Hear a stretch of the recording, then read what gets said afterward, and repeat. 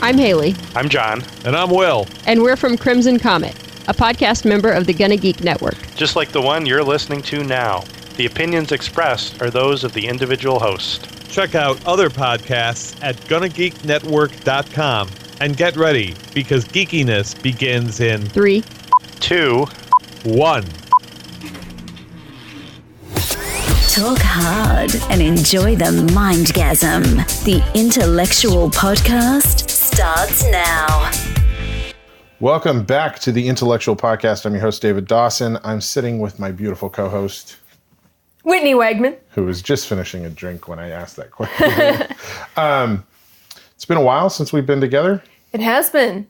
I apologize to everybody for the infrequency of episodes for the last month or so, but David has been gallivanting all over the place. Gallivanting, that's a great word. It is a great word. So I recorded the Oscar predictions with Allie and Ryan. Mm-hmm. And the very next day, I took off for a 2-week run of shows, corporate audiovisual shows, back east. And while I was on that gig, IntelleXual Entertainment landed a docuseries that we're working on. 7-episode docuseries about medicinal marijuana. And I got back, and 36 hours after I got back from the East Coast, I hopped onto a plane with a bunch of new gear. And Brian and I and Steve Froelich flew back east again, and I spent 16 days on the East Coast shooting documentary stuff for this series that we're working on. So I've been all over the Eastern Seaboard, and from Maine to Florida. Every time I've spoken to you, you've been in a different state. Yeah. So in the last month, I've been in Massachusetts, New Hampshire, Maine, Maryland, Pennsylvania, Virginia, Georgia, Florida, Mississippi, Louisiana, Texas, all in that time. Wow. In a month. Yeah, in a month. That's crazy. In California. Yeah. And now your sleep is all messed up. Oh yeah, I'm totally East Coast adjusted. It's horrible. But no, it's good. We had our IntelleXual retreat at the beginning of the year, and one of the things that we talked about there was that, we wanted to land some paying gigs this year, and boom. Yay, getting paid. Getting paid to do what we like to do. So it's not bad, but it does make it difficult to put podcasts out. Yes. On a timely manner. Because, back east, all those days were at least 10-hour days with travel time, because we were moving too. So it was like, by the time I got to the hotels in the evening, it was already 10 p.m. or so, and we would have to be up at, 6 or 7 to pack the gear and get going. And you were 3 hours behind me. And yep. Trying to coordinate where we could actually podcast together just got really complicated. Challenge. So did you guys, because you immediately went on that, did you guys ever get to discuss the Oscars after you made your predictions? No, we haven't had the recap. Oh, man. Are you going to get a chance to do that? At some point, I'll get Ryan and Allie together and we'll do that. But it's probably going to be late April before that happens. Ooh, all right. Yeah, because I've been home for a couple of days here, but I've been editing and putting together a bunch of the stuff that we shot, sending stuff out for transcriptions and whatnot. We shot on this, it's boring information about IntelleXual Entertainment, but on this docuseries, we shot 39 interviews with 46 people over the course of 15 shooting days. That's a lot. Yeah, and all that has to go up to transcription so that the writer-director can go through all the interviews that we've acquired and start putting together, decisions on what pieces of interviews are going to make up the story. So I've been busy working. I've been home, but I've been working pretty much from the time I wake up until the time I go to bed, editing and exporting and doing all the stuff. And tomorrow morning I leave again for the Bay Area. So Mike Peterson and I are going with Steve on this trip, and we're driving from San Diego up to San Francisco, and we'll spend the week there. And I get back just in time for the Film Awards. Yay! Film Awards. awards. I've also, in regards to film awards, I've been working on doing the parody for the film awards. So we shot our Star Trek parody, which I think just released the other day. Just released the other day online. And outside of that, I got to do a shoot up in Los Angeles. It was a lot of fun. It played upon my clown skills. I may have mentioned my clown skills on the show once or twice. 20 times. But Every it was chance you get. no spoken word. It was all physical. Very like Samuel Beckett. If you could do a film version of Samuel Beckett's work, I freaking loved it. It was awesome. It's like, taking the theater skills. And the woman who played my mother was this actress named Karen, and just brilliant, like amazing. And she and I hit it off really well. And I think because it was a very like, even though there was no words, it was very heightened emotion. And we were able to get these moments because we just became fast friends, you know, like we were chatting in the green room and stuff. And it was so much fun. It was so much fun. I loved working on that shoot. It was 2 really long days.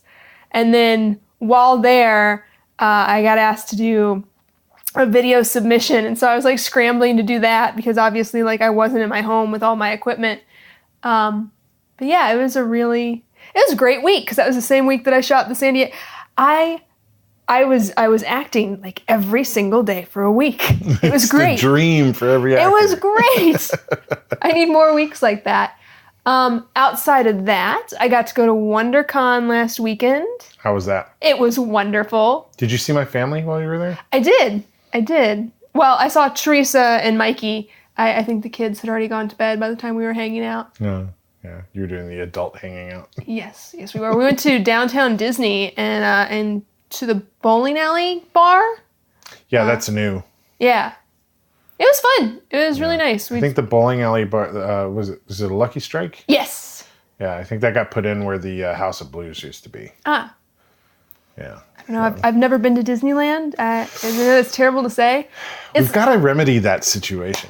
I will go soon. I'm waiting. So my sister, for any of you guys who don't know, I have a younger sister who lives in the Midwest, and she keeps threatening to come out to visit. And I think that's when I want to go to Disneyland, or maybe invest in the pass that year. Yeah, I strongly recommend, if you're a Southern California resident, getting the annual pass, because you can put it on monthly payments, which is great. But once you have a pass, like, it totally changes how you approach the park. Like, I don't know how many amusement parks you've been to in general, but what tends to happen with Disney is like Disney's like the big theme park experience that families like save up to go and do. Either they're going to Disney World or they're coming to Disneyland, but they're coming from other places around the country. They've got a day or 2 days to experience Disneyland. And it's like, pedal to the metal. We've got to ride everything we can. We got to experience everything we can. And we're dragging the kids by their heels because the kids are too tired to keep going. But damn it, we've spent all this money to be here.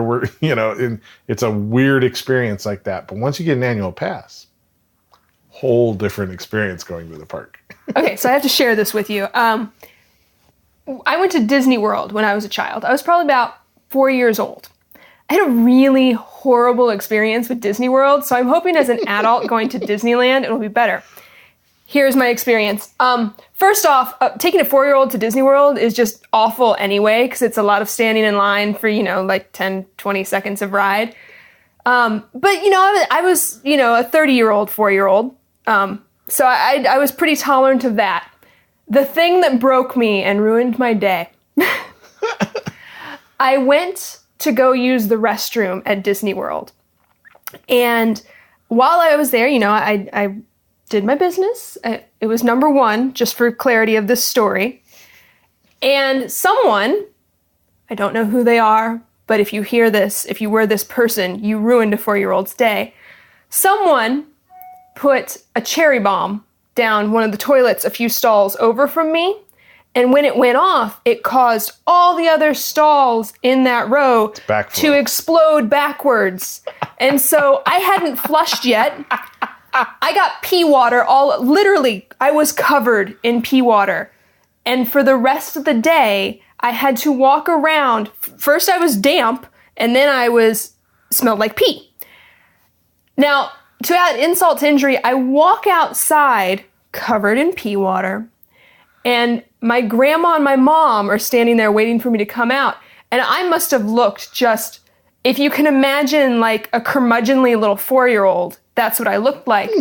And I came out and they asked me what happened, and I told them the toilet exploded on me, and they lost their shit laughing at me, laughing to the point that they were falling on the ground.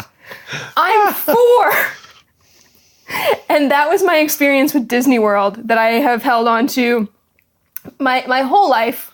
At some point I should probably... We need to correct that. Yeah, I should go to Disneyland, see if it makes... Come with us. Come with my family. I've heard from a lot of people, like, they didn't like Disneyland until they went with my family. Like, who you go with also matters too. Yeah. So anyway, that's so funny. Just picture you 4-year-old you covered in pee. It's hilarious. Yeah. Yeah, so I don't think we've done an episode since you were nominated. No. Congratulations. Thank you. On being a San Diego Film Awards Best Actress nominee this year. Thank you. For your performance in Valhalla. Yeah, it was really surprising. So I wasn't gonna go to the gala, which is where they, introduce all these things. I was subtly trying to push you to go. Yeah, and Teresa's like, "Oh, you should come and support." I'm like, "Okay, yeah, I should." And so John and I got there kind of late, and we hadn't had dinner yet. And if you know either of us, we get hangry. So we were waiting, and we were gonna cut out after only being there maybe 40 minutes or so, and Teresa's like, "Oh, they're about to do the nominations. You should stay. I think some people in our crew, might get something." So we stayed, and the thing that started to make me suspect that something was going on was John and I were standing in the back, and Teresa kept on looking behind, turning and looking at me, turning and looking at me. I'm like, why does she keep turning and looking at me? And then, whenever the announcement happened, she had her camera trained on me, and I'm like, oh, that's why. But, well, I gave her explicit instructions. I'm like, I want to see the moment. I haven't even seen those pictures yet. So. Because I told, she didn't know for sure what was going on, but I told her, I'm like, don't let Whitney leave. Because I knew, because obviously, voice of the San Diego Film Awards. I'm like, don't let Whitney leave, and please, be ready to shoot her, She was like, okay. So she was keeping her eye on you. I also knew about Mike Peterson's nomination. That's awesome. For his time-lapse film, Welcome to San Diego, Greetings from San Diego. I forget the name of it. So I also said the same thing for that. And I also knew about Randy for Forever My Love, nominated for Best Actor. And I'm like these people, I want you shooting keep your eye on these people and be prepared to shoot them when you hear their names, Did she get all the photos that you were hoping for? She did. Nice. She's the bomb. Teresa's the bomb.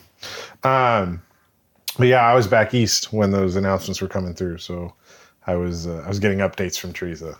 So it was fun.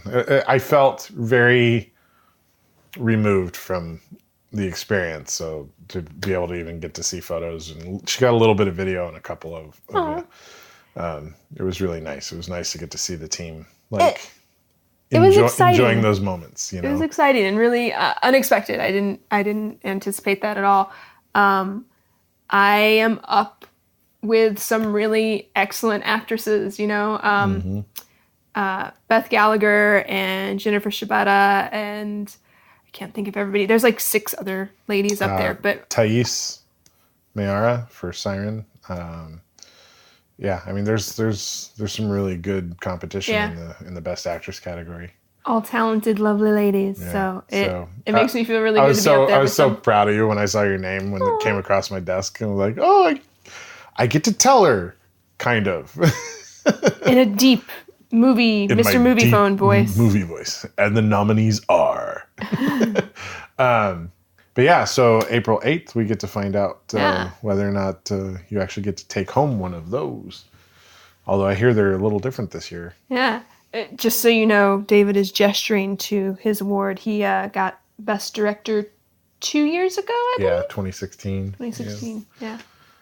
So, well, and no matter what, you and I will be on stage at some point during the night because we got things to do. Well, you got things to do on stage. I got things to do on stage. I do have things. I am presenting too. So Yes. Yeah, so it'll be fun. Yeah. We're going to have a good time. It's at Humphreys, so hopefully it won't be too cold. I don't know that I've ever been to Humphreys. Yeah? Yeah. It's cool. It's an outdoor stage right on the waterfront. Like, literally, you've got the lawn seating, the stage is right in front of that, and to the left is a the rock ledge, and then water and boats. Oh, wow.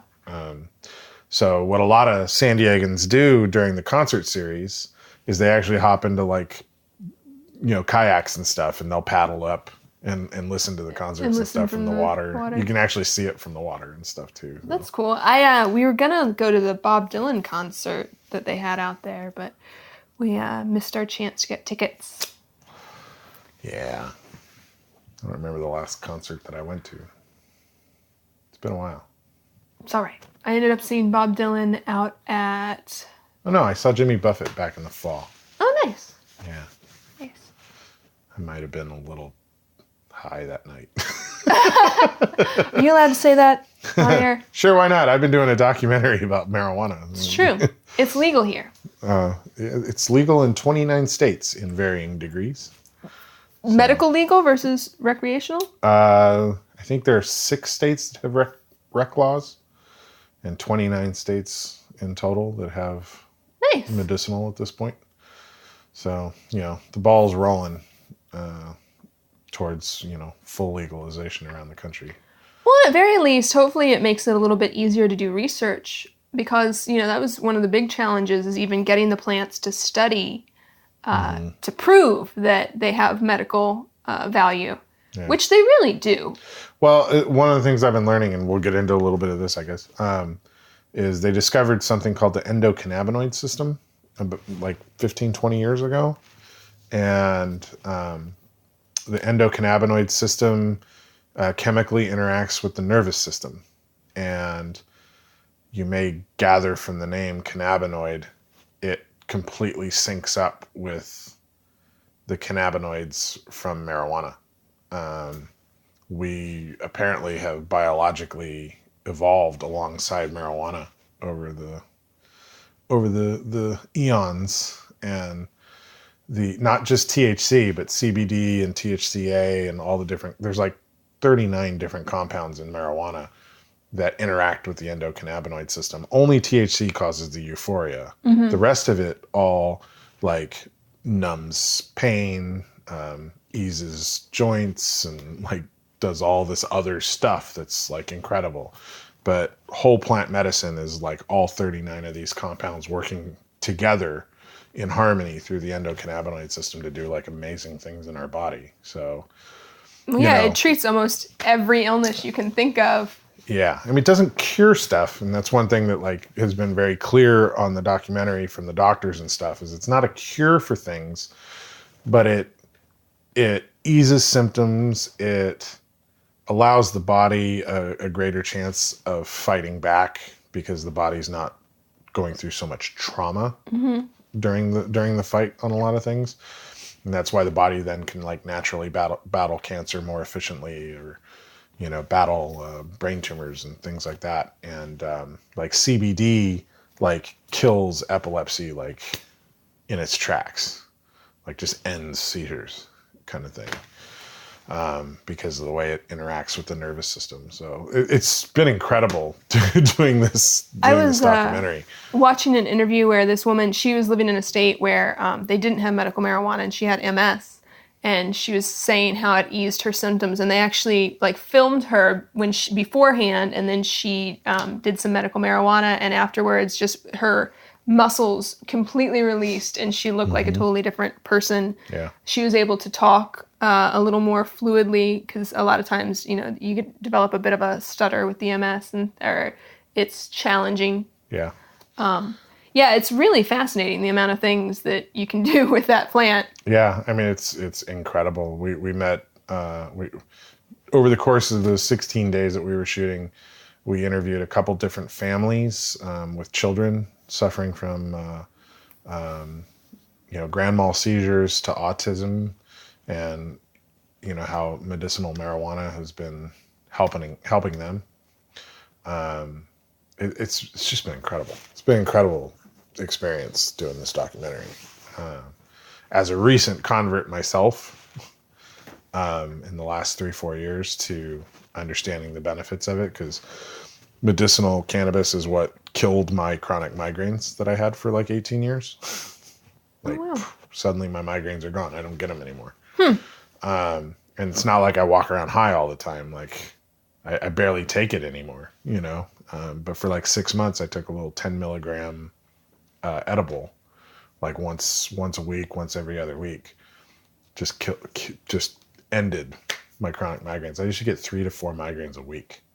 Like debilitating, on the floor crying kind of migraines. Is marijuana a vasodilator or a? I don't know, but took care of them. Incredible. Interesting. So I'm all for anything that encourages more research, allows more people access, and it takes the stigma away, because honestly, the illegal nature of marijuana is like completely unwarranted to begin with. Well, and it's fascinating because I think it's classified as a hallucinogen, which... It's a class 1. Yeah. Yeah. I mean, they have it on par with heroin and everything else. And the reality is, and this is the other thing that we discovered is, in the course of the interviews, is there are a lot of people using marijuana to get off of opioid addictions. Mm-hmm. And then they're able to walk away from marijuana, after they've calmed down. There is a giant billboard right next to my house that says, in states where marijuana has been legalized, there has been like a 30% drop in opioid-related deaths. In a country where opioid is a crisis now, that's pretty telling, I would say, not just opioids, but over-prescribing, period. Yeah. Because there's an overzealous use of antibiotics to the point where things are becoming antibiotic resistant. Yeah. And mood stabilizing drugs as well. Yeah. Well, and marijuana and hemp too. I mean, aside from the medicinal things, you can make paper out of it. You can use it for clothes. They can make concrete out of it now. Biodegradable bags, wrappers. It's unbelievable what you can do with it. And it grows super fast. Mm-hmm. So, it goes from seed to maturity in like 3 months. That's one thing that I've been looking into recently is trying to get rid of plastic in my household, and using, reusable bags for sandwich bags or for storing food. And what I've found thus far is like canvas bags and things that you can wash in the washer, but maybe I should look into hemp bags and things like that for storage. Yeah. Yeah. I mean, it's such an easily renewable resource. It's crazy. Yeah. I mean, and you can literally plant it if it gets to a point where it's like, I've worn out this bio bag. Let me plant it in my garden. Yeah. But they're making cinder blocks out of hemp. It's called hempcrete. So, you can build buildings with like the rigidity and solidity of concrete out of hemp-based material. Well, that makes sense, because if you look at the old style adobe bricks, it's like straw and red clay and things like that. But yeah, we've got another like 20 days or so of shooting on this documentary, and then my team is handling the assembly edit. So, I'm going to know so much about this stuff by the time we're done. How fascinating. But yeah, the series is called The Sacred Plant. They had season 1 online last year, and season 2 comes out this summer. But yeah, you can check it out if you're interested at thesacredplant.com. So I think the first episode's free to watch. So that sounds really cool. But it's pretty cool. What else is going on? Well, I was going to say, in regards to new episodes and things, while I was at WonderCon, they did a preview of the new Star Trek the one that you can only get on like CBS streaming. Discovery? Yeah, Discovery. I haven't. I watched the whole season. Oh, have you already? Yeah, it was fantastic. It's very different. Yeah. It's like a weird mixture of like Enterprise, J.J. Abrams's Kelvin universe kind of feel, and like classic Trek kind of all mashed together into like this kind of familiar but also very new kind of thing. It was really divisive early on when it first started. A lot of people hating on it. Mm-hmm. But as the season went along and the stories really started to develop and the characters started to develop, I watched the kind of online ranting about it one way kind of switched to, okay, I'm on board with it. So now, did they release that to where you could binge watch it, or was it one a week? It was one a week, but now it's all available, so you can binge watch it now. So I finished it. But yeah, it was good. It was really good. So yeah, I checked that out. They just had like a little preview of the first episode. And then I also, while I was there, went to Her Universe, this season's fashion show. And I got to interview a couple of the designers, which hopefully we'll put that up on our IntelleXual. Yeah, you haven't gotten me the audio files yet. Oh, no. But yeah, and so what was really cool about that was just like looking at their process. For example, they're doing a Marvel line, and instead of doing it, when they did Avengers, they did it based on character, like the line of ladies' clothes. And now they're doing it based on the Infinity Stones, which is really cool to see the creativity where it's like, okay, well, this fake stone, and how are you going to interpret that into clothes? And then they're also doing a Disney princess line, which, oh my gosh, so that was really cool. Their interpretations, because it's very much kind of the feminist bend on Disney princesses, which you don't really think about a whole lot. With all of the marchings and the Me Too movement and things like that, they wanted to sort of update the princesses for modern day. Right. And so they took different things that are actually said within the cartoons that would be like signs, like posters for a march. And it was just really interesting, like the designs. You got a lot of pants, a lot more sort of like power suit looking outfits. But yeah, it was really cool to like listen to them, listen what their process was, and how they came to update something that, I don't think of Disney princesses and think feminism. So that was really neat. That's cool. Yeah. Yeah, as soon as you get all that stuff to me, I'll try and put it together as fast as I can. I'm busy. But, yeah, amongst everything else. I'll do what I can to get it out as quickly as possible. So, I was really jealous that everybody got to go to WonderCon. I was busy working. It was a lot of fun. It wasn't what I expected, because I've been to Comic-Con and that was kind of overwhelming. Yeah. Very neat, but overwhelming. WonderCon is a little more chill, Yeah. I really prefer WonderCon over Comic-Con, honestly. Yeah. As far as getting to like visit all the tables that I want to see and go to the panels that I want to see and stuff, WonderCon's way more accessible. Comic-Con is, you have to pick what you're going to do at Comic-Con. You can't like multitask. Like you can't go to huge panels and experience the rest of Comic-Con. Like if you want to go to all the big panels like Marvel and DC and whatnot, like forget it. That is all you're doing. Do the whole time, yeah. So, but WonderCon's way more chill. Like, and I like that. And I feel like their panels are more directed to professionals in the field.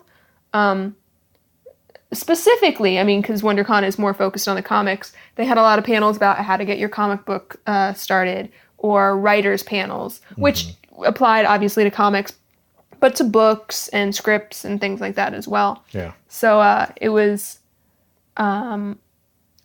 more educational, I'll say, than some of the panels that I've seen at Comic-Con. Yeah. Cool. Yeah. So I'm not sure when we're going to be able to get together again to do another podcast. because like I'm back for 38 hours to do the film awards, and then I leave the very next morning. Proposition. Drunken after party film awards podcast. That's a possibility. But I have to tear the stage down too, so it would have to be after I tore the stage down. But I'd be down for that. Especially if like we win some stuff. But don't jinx it, David. Don't jinx it. We win or we don't win. It's an honor being nominated. It is an honor being nominated. I will say this. I'm very proud of Intellectual Entertainment. Your nomination is not an intellectual nomination. I'm just very happy for you.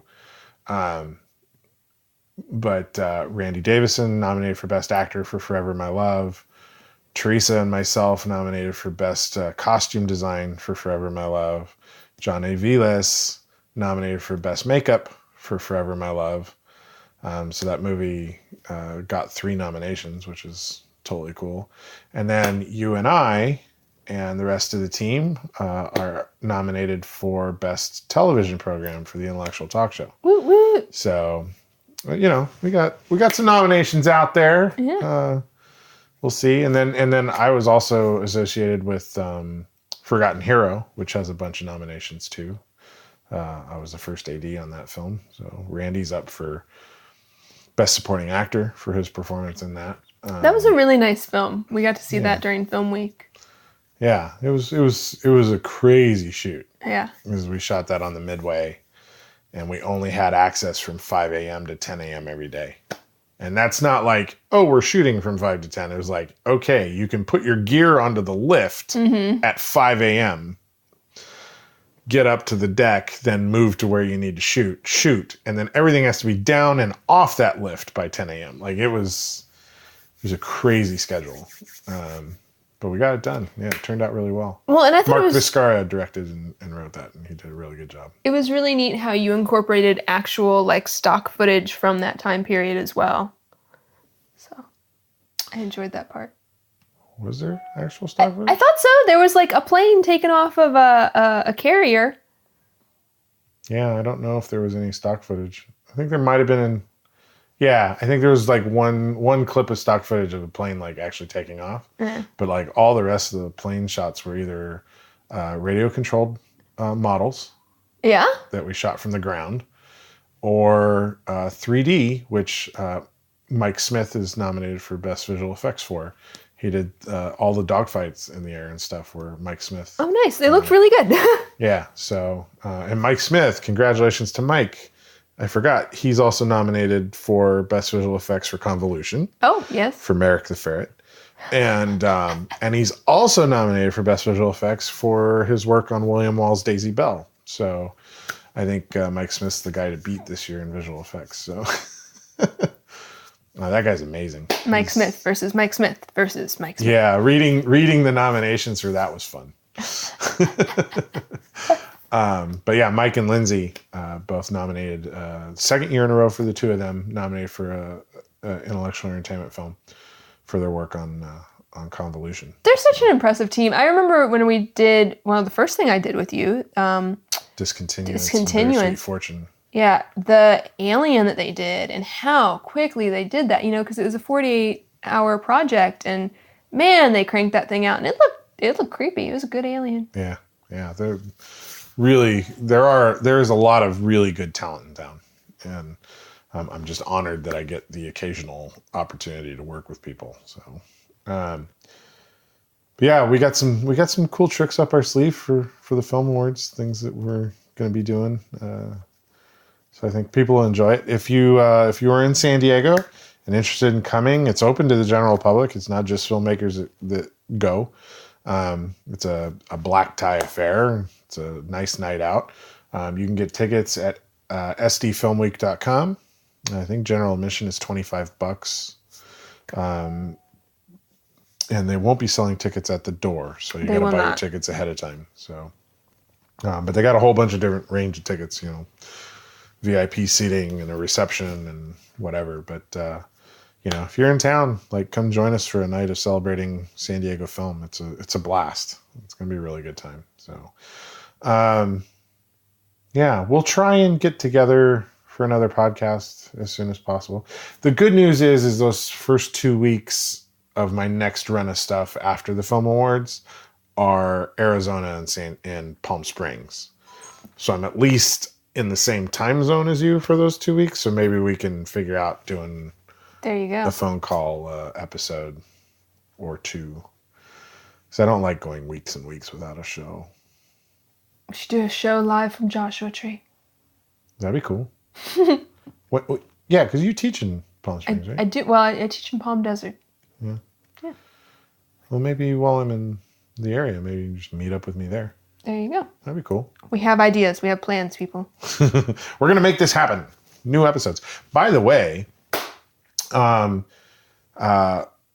we should brush up on our Parlez-vous français because France has officially become our highest listenership Oh. in the last 3 months. Je m'appelle Whitney. So hello to everybody in France who's listening to the IntelleXual podcast. We appreciate you. And I'm just blown away. I'm blown away that France has like outpaced the U.S. Since the beginning of the year by a good 10 or 15% margin. Bonjour, comment ça va? So, but we are global. Like, Awesome. I think the last count we're listened to in like 42 different countries. So pretty cool. All right. Brush up on our French. I like But yeah, France is number one right now. So viva la France. But I wonder if Caroline Amiguet has something to do with that. Maybe. Yeah. Maybe. So, but yeah, thank you for listening to the IntelleXual podcast. We will come back as often as we can based on our availability. But we greatly appreciate that everybody's listening, and we appreciate that y'all are listening to the back catalog in between new episodes. There's a lot of great content, and even if you go all the way back to year one, I mean, we're in year 5 of the podcast now. But even if you go all the way back to year one, we have really incredible episodes, even back in that first year, that are worth listening to. Especially like our 1 year anniversary podcast with Jim Cummings, who's the voice of Winnie the Pooh. They got that new Christopher Robin movie coming out with Ewan McGregor. Oh, I didn't know live that. action.